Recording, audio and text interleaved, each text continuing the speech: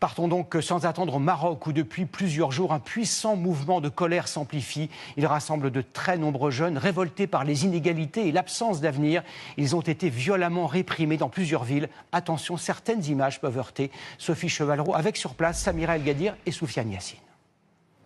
Une violente répression policière. Au volant de ce fourgon, des policiers foncent sur les manifestants.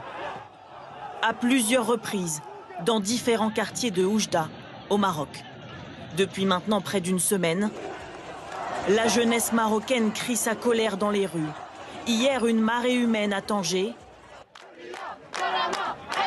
Quelques jours plus tôt à Rabat, la capitale. La révolte s'étend à toutes les grandes villes du pays, mais aussi à de plus petites localités.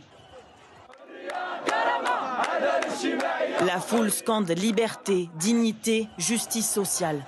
À l'appel d'un collectif baptisé Gen Z 212, les jeunes manifestants dénoncent l'état des services publics.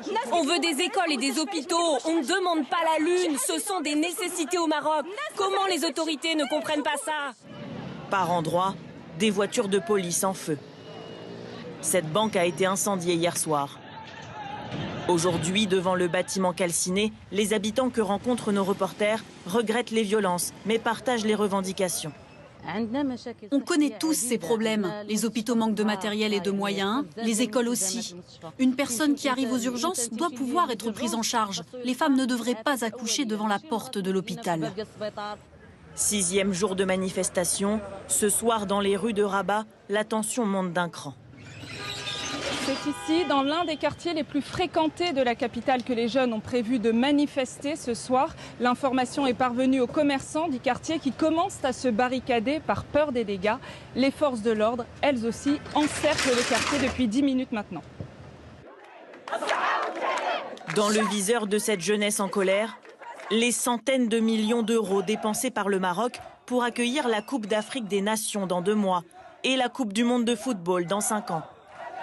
Sur cette pancarte, un message: le stade de la FIFA aura des kits de premiers secours, nos hôpitaux n'en ont pas.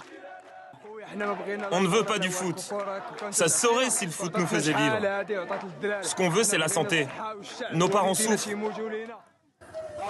Au moins 400 personnes ont été interpellées depuis le début des manifestations. Des arrestations musclées. Hier, dans un village près d'Agadir, 3 personnes ont été tuées par balle par des gendarmes qui invoquent la légitime défense. Le gouvernement marocain appelle ce soir au dialogue.